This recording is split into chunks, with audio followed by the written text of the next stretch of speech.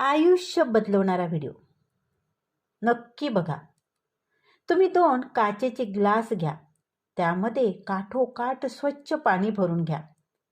त्यातील एका ग्लासाला प्रेमाने रामकृष्ण हरी असं म्हणा आणि दुसऱ्या ग्लासाला मात्र शिव्या द्या.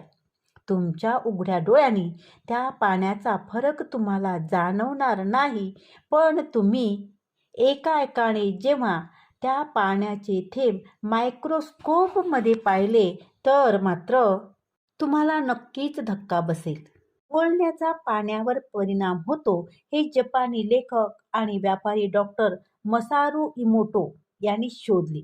त्यांनी हाय स्पीड फोटोग्राफी वापरून गोठलेल्या पाण्यात तयार केलेल्या क्रिस्टलचा अभ्यास केला आणि असे दाखवले की मानवी विचार, शब्द आणि भावना पाण्याच्या संरचनेवर परिणाम करू शकतात. ज्या ग्लासात तुम्ही प्रेमाने रामकृष्ण हरी असं म्हटलं, त्या ग्लासातल्या पाण्याच्या संरचनेची सुंदर अशी संरचना दिसली आणि जिथे तुम्ही ज्या ग्लासाला तुम्ही शिव्या दिला त्याचं स्ट्रक्चर मात्र तुम्ही द्वेषाने बोलल्यामुळे त्या पाण्याची रचना विखुरल्या गेली. मग थोडं विचार करा.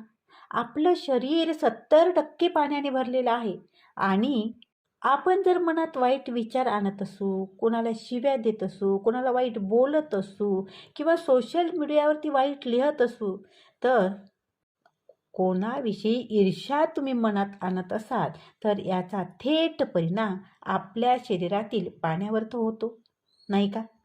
हेच तुमच्या शरीरातील पाणी मग तुम्हाला आजार, खूप मोठा आजार देण्यास पुरेसा आहे. याचाच अर्थ असा होतो की आरोग्यदायी जीवन जगण्यासाठी आपल्याला काही स्वतःत बदल करावे लागतात, नाही का? धन्यवाद.